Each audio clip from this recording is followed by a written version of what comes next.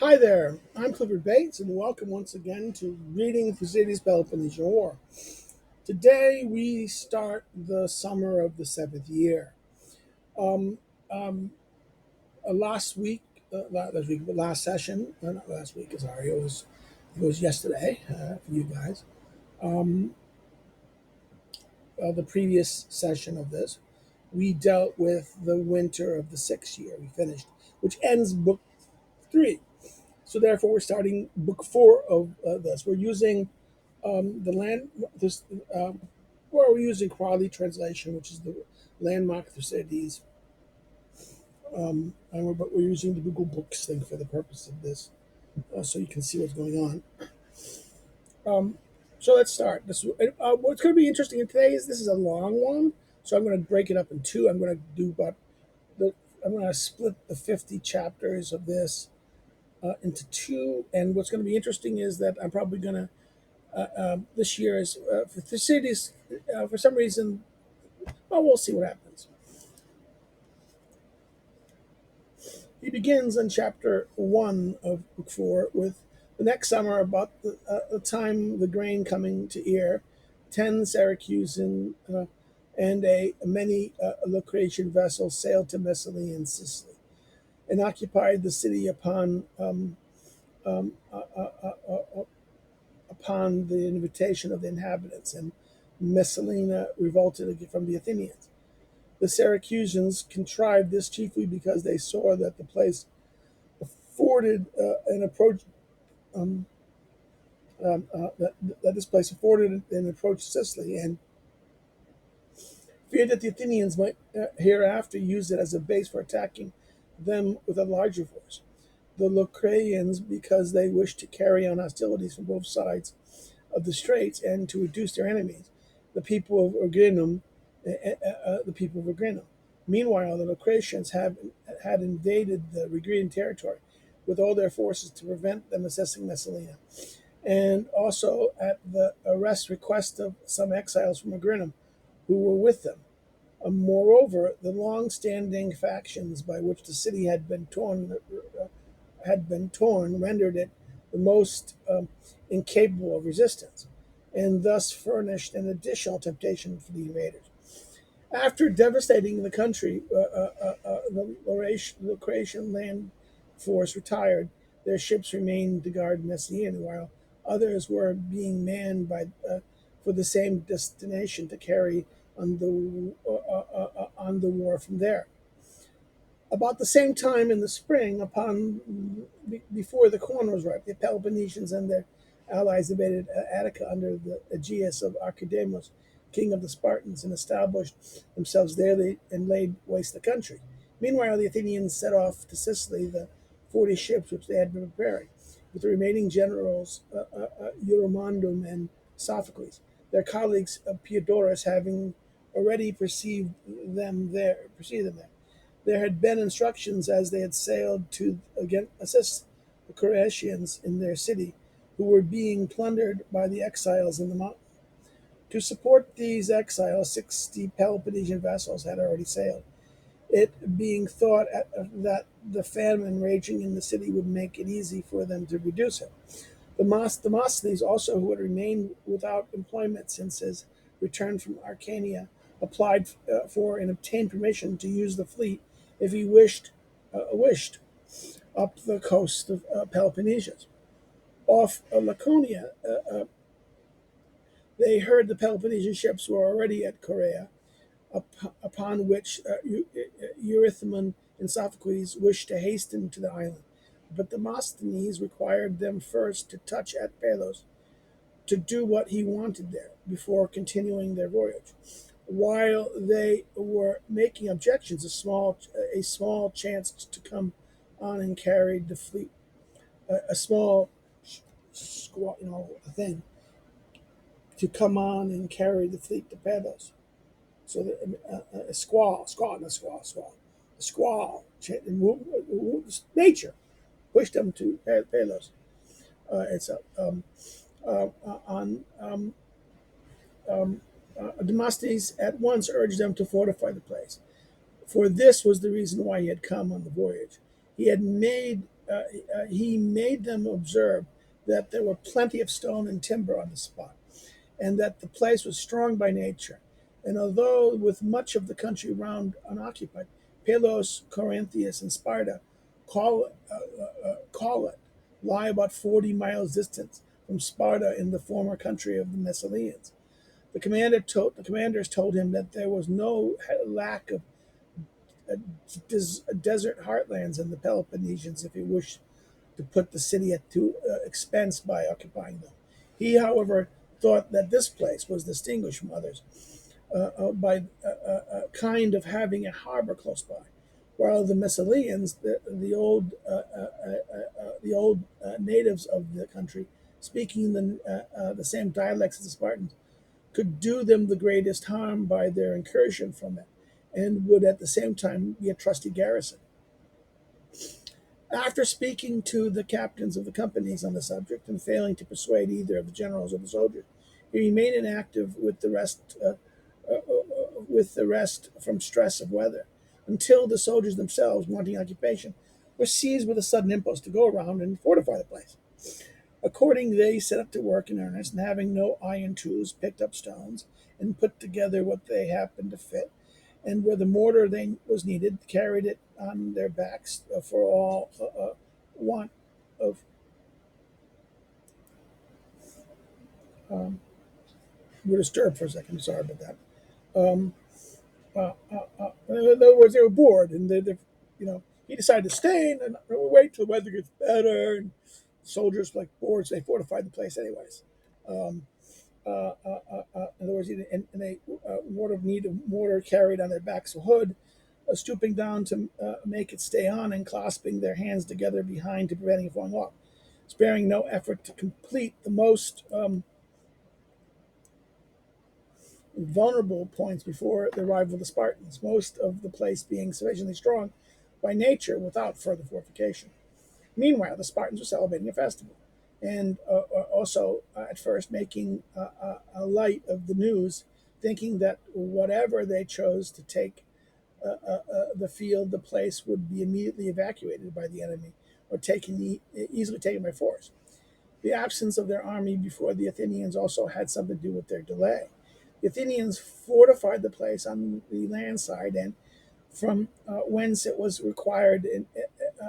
most required it in 6 days, and leaving Demosthenes with 5 ships to garrison it, hastened with the main body of the fleet on their voyage to Korea and Sicily. As soon as the Peloponnesians and Attila heard of the occupation of Pelos, they hurried back home. The Spartans and their king Aegeus, thinking that the matter touched them uh, uh, nearly. Besides having made the invasion early in the season, while the grain was still green, most of their troops were short of provisions. The weather also being unusually bad for the time of year, and greatly distressed the army. For many reasons, thus combined to hasten their departure and to make this invasion a very short one. Indeed, they stayed only 15 days in Attica. About the same time, the Athenian general Simonides,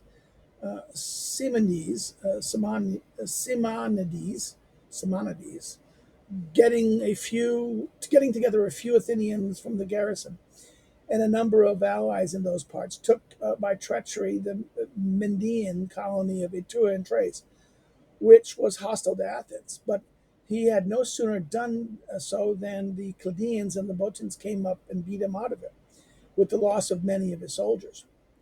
On the return of the Peloponnesians from Attica, the Spartans themselves and the nearest of the Pericrates set out at once.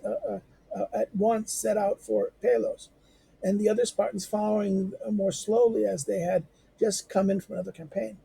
Word was sent around the Peloponnesians to come as quickly as possible to Pelos, while 60 Peloponnesian ships were sent off from Korea, and being dragged by their crews across the isthmus of Lucretius, passed unperceived by the Athenian squadron at Zacynthus, arrived at Pethus, where the land forces had arrived before them. Before the Peloponnesians sailed in, Demosthenes found time to send out unobserved two ships to inform the and the Athenians on board the fleet at Zerchnidus of the danger to Pelos and summoned them to an assistance. The ship had hasted on their voyage in obedience to their order, and the Spartans prepared to assault the fort by land and sea, hoping to capture it with easy work. Uh, uh, uh, uh, Constructed in haste and held by a feeble garrison. Meanwhile, they had expected the Athenian ships to arrive from Sicarius. They intended, if they failed to take the place before, to block the entrances by the harbor to prevent their being able to anchor inside it.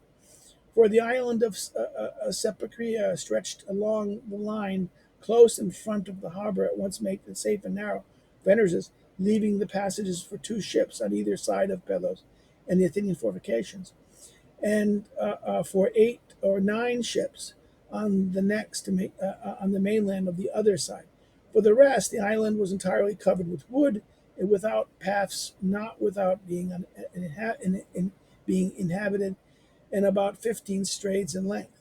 The Spartans meant to close entrances with a line of ships, placed close together with their prows turned towards the sea, and meanwhile, fearing that the enemy might make use of the land to operate against them, carried over some hoplites to it, stationing others along the coast.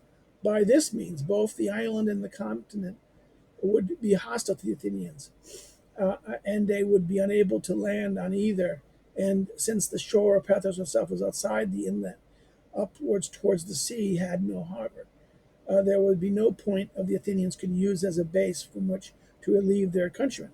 Thus, the Spartans would, in all, probably become masters of the place without a sea fight or risk, as had been little preparation for the occasion, and there had been no food there.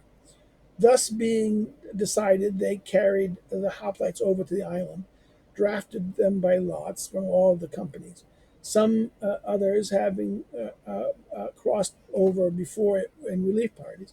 But the last of those who were left were 420 number, with the Helot attendants, and were commanded by Eplis, son of Molabus. Meanwhile, Demosthenes, seeing the Spartans were about to attack him by land and sea, simultaneously, he was himself not idle. He drew up under the fortification the tremes remaining to him of those which had been left him, and enclosed them in a stockade, arming the sailors taken out of them with poor shields, most of them made with osier, it being impossible to procure arms in such a desolate place.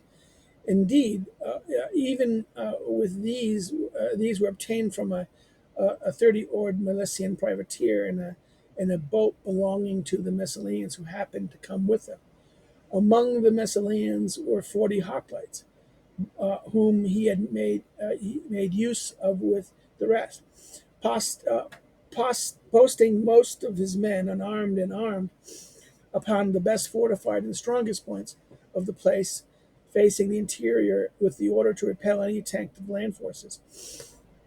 He placed 60 hoplites and a few archers from the whole force, and with these went outside the wall down to the sea, where he thought the enemy would most likely attempt to land. Although the ground was difficult and rocky, looking towards the open sea, in fact, this was the weakest part of the wall. Of the wall would he encourage their ardor, as the Athenians, confident of their neighbor's superiority, had paid little attention to their defenses, and the enemy, if he had could force a landing, might feel sure of taking the place. At this point, accordingly, going down to the water edge, he posted his hoplites to prevent, if possible, a landing, and encouraged them in the following terms. Now, this is a Demosthenes speech. Soldiers and comrades in this adventure, I hope that none of you in our present strait will think to show his wit by exactly calculating all the perils that accompany us, but that you will hasten to close with the enemy without staying to wait the odds, seeing that this is your best chance of safety. In emergencies like ours, calculation is out of place. The sooner the danger is faced, the better. To my mind, also, most of the chances are for us. For if we will only stand fast and throw away and not throw away our advantage, overawed by numbers of the enemy, one of the points in our favor is the awkwardness of the landing. If this, however, only helps us if we stand ground. If we give way, it will, without defenders, prove predictable enough, in spite of its natural difficulty. Without a defender, the enemy will instantaneously become more formidable and will difficult, and from the difficulty he will have in retreating, supposing that we succeed in repulsing him. Surely, we shall find it easier to repel him while he is on board his ship than after he has landed and meets us on equal terms. As to his numbers, these need not be too much alarm to you, large as they may be. He can only emerge in small detachments from the difficulty of landing. Besides, the numerical superiority which we have to meet is not that of an army on land or anything equal, but of troops on board ships, upon an element where many favorable accidents are required to act effectively. I therefore consider that his difficulty may be fairly set against our numerical deficiencies, and at the same time I charge at you as Athenians, who know by experience what landings from ships on a hostile territory means, to know and how impossible it is to drive back an enemy determined enough to stand his ground and not be frightened away by the surf and the territory and the terror of the ships sailing in. To stand fast in the present emergency, beat back the enemy in the water edge, and save yourself in his place. Thus encouraged by Demosthenes, the Athenians felt confident and went down to the Mytia, posting themselves along the edge of the sea. The Spartans now put themselves in motion and simultaneously assaulted the fortifications on the land forces and with their ships, 43 in number, under the admiral of Traximiladian. Okay. Thrasimilides. Okay. Thrasimilides, son of Craticles, Craticles,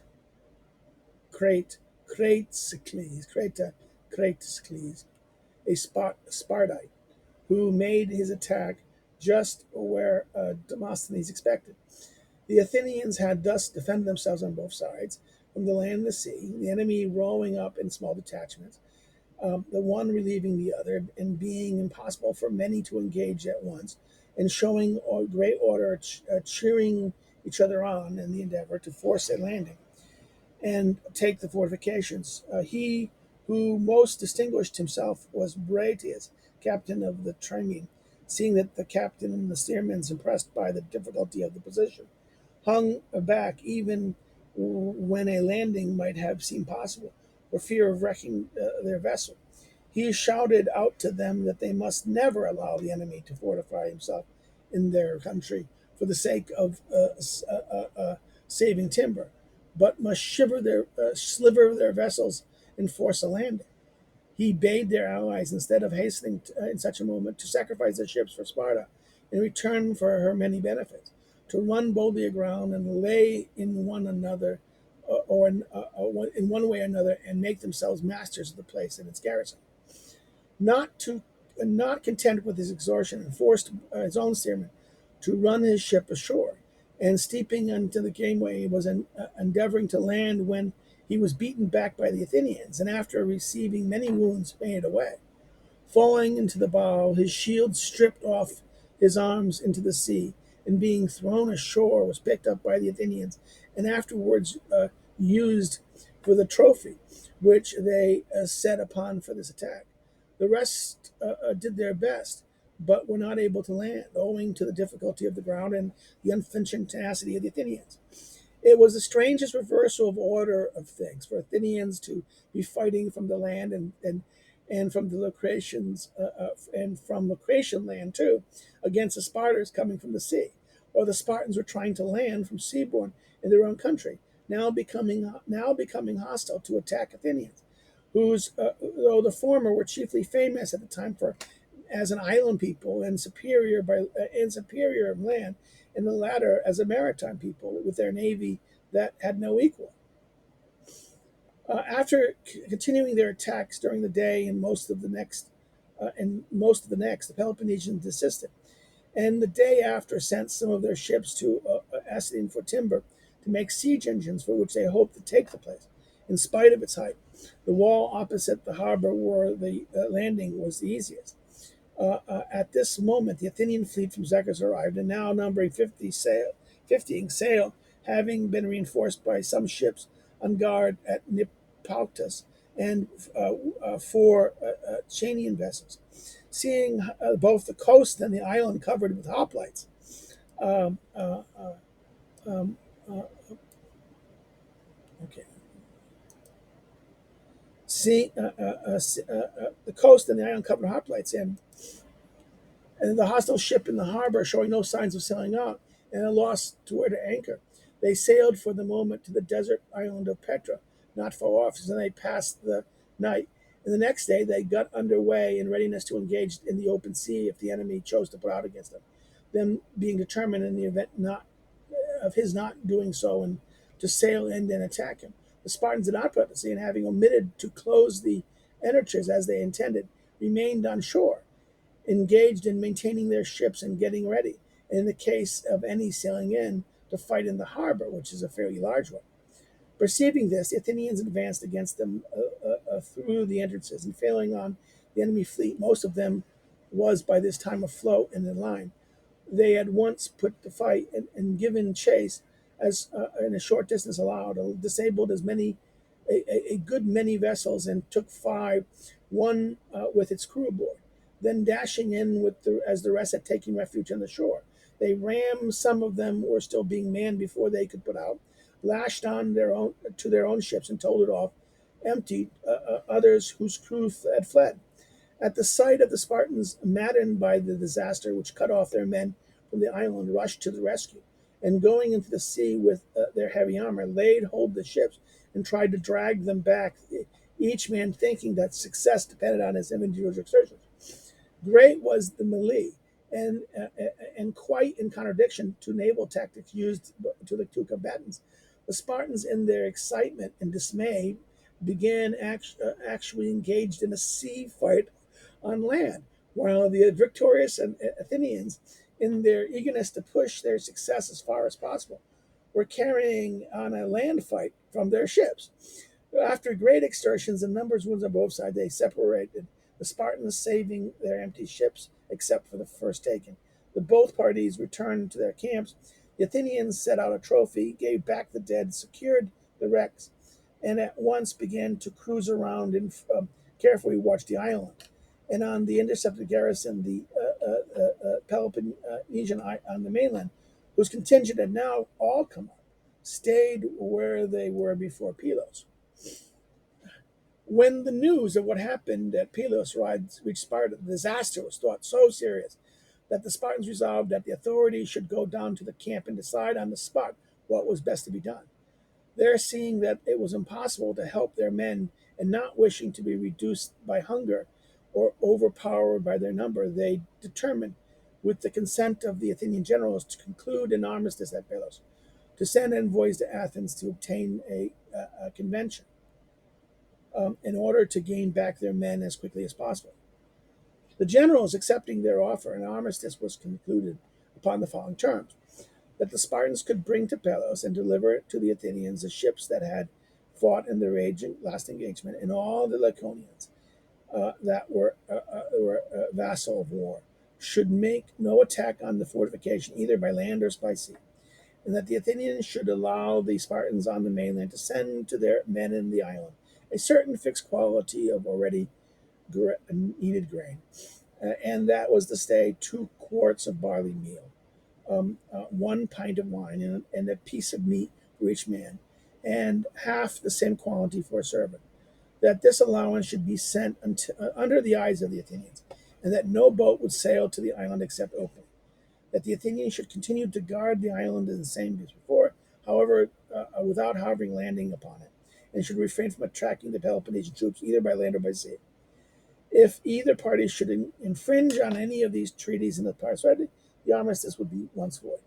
That the armistice should hold good until the return of the Spartan envoys of Athens.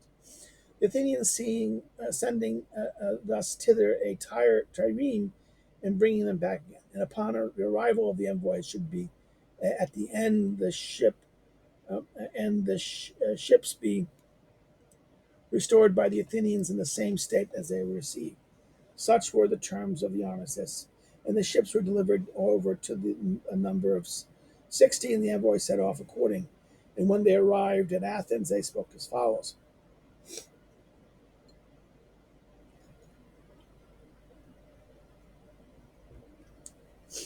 Athenians, these are the Spartans in Athens.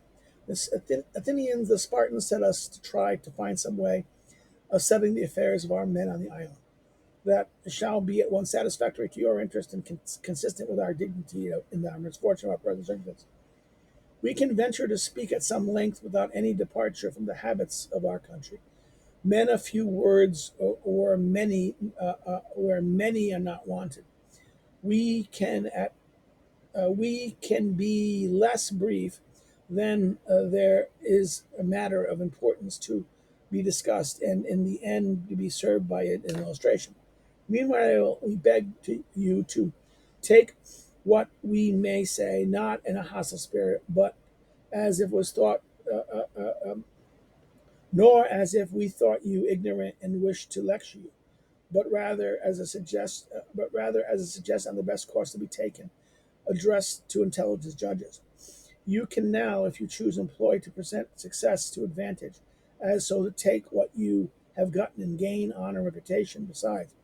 And you can avoid the mistake of those who meet with extraordinary piece of good fortune and are led on by hope to grasp continually at something further through having already succeeded without expecting it. While those who have known most vicissitudes of good and bad have and rightly least confidence in have the least confidence in their prosperity, and experience has not been wanting to teach your city and ours this lesson. To be convinced of this, you have only to look at our present misfortune, that the power of Helena stood higher than we did. Yet we have to come to you, though we formerly thought ourselves more able to grant what we are now here to ask.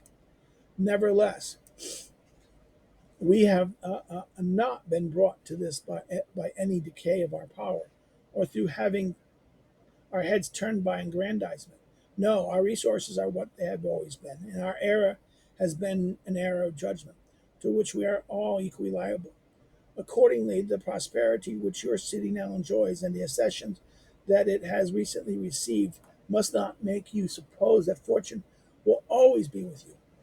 Indeed, sensible men are prudent enough to treat the gains as precarious, just as they will also keep a clear head in adversity, and think that war, so far from straying within the limits to which any combatant may wish to confine it, will run the course that their chances prescribe, and thus not being puffed up by any confidence in military success, they are less likely to come to grief and more likely to come to make peace, that if they can, while their fortune lasts.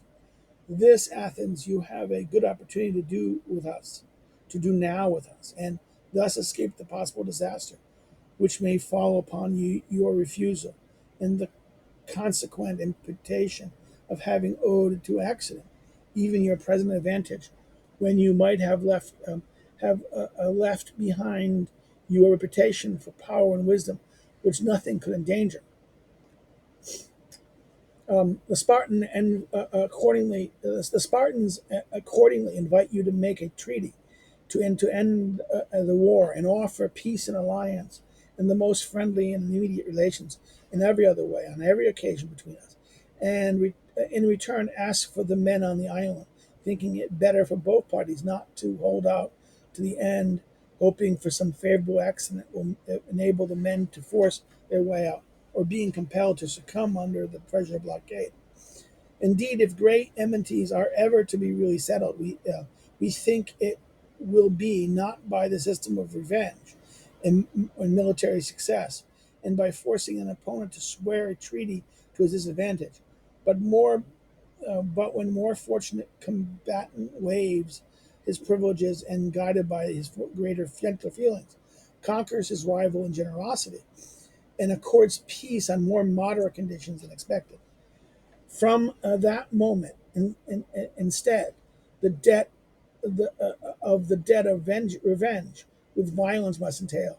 His adversaries owe a debt of generosity to be paid in kind and inclined to honor, but to stand by his agreement. And men more often act in this manner towards the greatest enemies than were the quarrels of less importance. Than are by also they are also by nature as glad to give way to those who first yield to them, and they are apt to be provoked by arrogance to be risk commended by their own judgment. In other words, they are, asking, saying that, listen, don't be careful with vengeance. Vengeance backfires. Making an argument for trying to say peace. To apply this to ourselves, if peace was ever desirable for both parties, it is surely so at the present moments. For before anything irremediable befalls us and forces us to hate you eternally, personally as well as politically, and you to miss the advantage that we now offer you. That the issue is still in doubt. You have reputations in our friendship in prospect. You have reputation in our friendship in prospect, and we the compromise of our misfortune before anything fatal occurs. Let it be reconciled for ourselves. Choose peace instead of war, and grant the rest of Hellenes a remission of their suffering, for which be sure it will think they will have chiefly to thank and you to thank. They know not who began this war, but they with gratitude for concluding it. As it depends on your decision, it will surely be laid at your door. By such a decision, you can become firm friends with Sparta at their own invitation, which you did not force from them, but obliged them by accepting. And from this friendship, consider the advantages that are likely to follow. When Attica and Sparta are in concord, the rest of Hellenes, are to be sure, will remain in respectful inferiority before its heads. Such were the words of the Spartans, their idea being that the Athenians, already desirous of a truce, only kept back by their opposition, would joyously accept a peace freely offered and given back and give back the men. The Athenians, however, having the men on the island, thought that the treaty would be ready for them whenever they chose to make it, and grasp something further. Furthermore, to encourage them in this policy was Cleon, son of Cleanthes, a popular leader at the time and very powerful with the multitude, who persuaded them to answer as follows. First, the men of the island must surrender themselves in their arms and be brought to Athens. Next, the Spartans must restore Negias, Perea, Thracian, and Arcadia, all places acquired not by arms but by previous conventions, under which they had been ceded by Athens herself at a moment of disaster. Then a truce, when a truce was more necessary than at present. This done, they might take back their men and make truce as long as both parties might agree. To this answer, the envoy made no reply, but asked that their commissioner be chosen, with whom they could confer on each point, and quietly talk the matter over to try to come to some agreement. Hereupon, Cleon violently assailed them, saying that he knew that he knew from the first that they had no right intentions, and that it was clear enough now for their refusing to speak before the people and wanting to confer in secret with a committee of two and three. No, if they mean anything honest, let them come let them say it out before all. The Spartans, however, seeing that whatever concessions they might be prepared to make in their misfortune, it was impossible to express before the multitude and lose credit with their allies, for the negotiations might, after all, miscarry. On the other hand, the Athenians would never grant what they asked it upon moderate terms, return from Athens without having effected anything.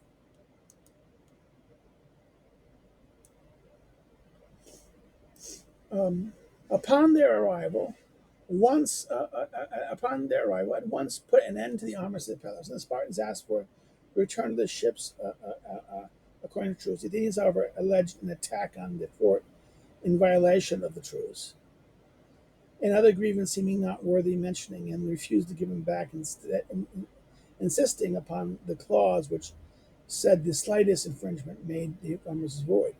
The Spartans, after denying the violation, protested against their bad faith in the matter of ships, went away earnestly addressing themselves to the war. Hostilities were now carried on Pelos on both sides of vigor. The Athenians cruised around the island all day with two ships going different ways, and by night, except on the seaward side, in windy weather, anchored the rest of the whole fleet, which, having been reinforced with 20 ships from Athens, came to aid the blockade, now numbering 70 sail, while the Peloponnesian remained encamped on the mainland, making attacks from the fort and on lookout for an opportunity that might avail itself for the deliverance of the men. That's chapter 23. Meanwhile, well, no, let's stop there. Let's stop here on this. Let's stop at 23 about the affair of Pylos. This could be a good ending point. If you have any questions, if you like this, put any questions, please put them below. Comments or questions or things, and I will answer them. Usually, try to answer them if I can. I notice some people in previous things put things that there's no real answer to. I will respond to them and a comment if need be, or comment generally. But please do so. If you have like this, like it, share it on media, social media, and other things, so that we can spread the word. If you like what we've done here, please subscribe and follow more of what we're doing. And you can follow me on social media below.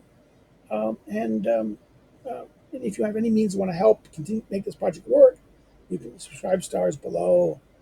I've yet to do something I'm supposed to do. We'll see what happens. And so I'll see you next time. Have a good day. Bye bye.